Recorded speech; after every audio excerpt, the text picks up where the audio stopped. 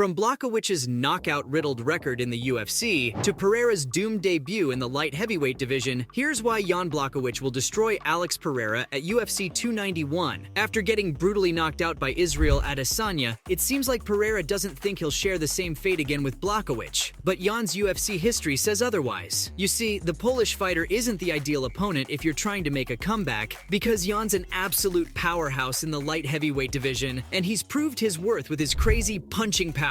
I mean, look at the last person who thought they could tank a punch from Jan, Luke Rockhold, who just thought he'd come into the division for fun and completely undermine the absolute cannons Blachowicz has on his arms. But at UFC 239, Rockhold was given a first-hand demonstration of Jan's power when the match was finished with a mean left punch, knocking Luke out for good. The American was so stunned, he looked like he forgot where he was after he gained consciousness. And that's what Blachowicz can do to you with his elite striking. Even good technical fighters can't manage to keep up with his explosiveness. Dominic Reyes tried to fight him at UFC 253, and Reyes is a very capable light heavyweight. After all, he fought John Jones for 5 whole rounds all the way till decision, which is unreal. But still, when he stepped in the octagon against Jan, Reyes was dominated so bad that he didn't even make it past the second round. I mean, the Polish powerhouse was literally scarring him till the fight ended. His kick to Dominic's ribs left a footprint that turned bright purple by the end of the fight, and he even ended up breaking his nose.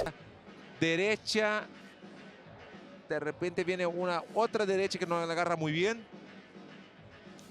pero esta sí le tocó la izquierda que... So, it's an extremely bad decision for Pereira to take on Blachowicz after a knockout loss, because he might be taking home some serious brain damage after UFC 291. I mean, even if Jan doesn't knock out Pereira, he still has the ability to take the fight to the ground. Look, Pereira showed pretty good takedown defense in his fights before, and he's still capable because of his kickboxing days, but Jan is a black belt in Brazilian Jiu-Jitsu. There's no way that Alex can keep up with that, because he only has 9 UFC fights in his whole career. Meanwhile, Blachowicz has had 19 fights just in the UFC, and I know people are impressed with Pereira because he beat Adesanya for the middleweight title, but Jan was the first person to beat Izzy, breaking his 20-fight win streak in UFC, and it was all because of his superior grappling. Jan aimed for a takedown on Adesanya and completely went past his guard, ultimately unleashing a ground and pound that would have secured him a TKO if the round went on, but he still ended up winning by decision. And Izzy even had experience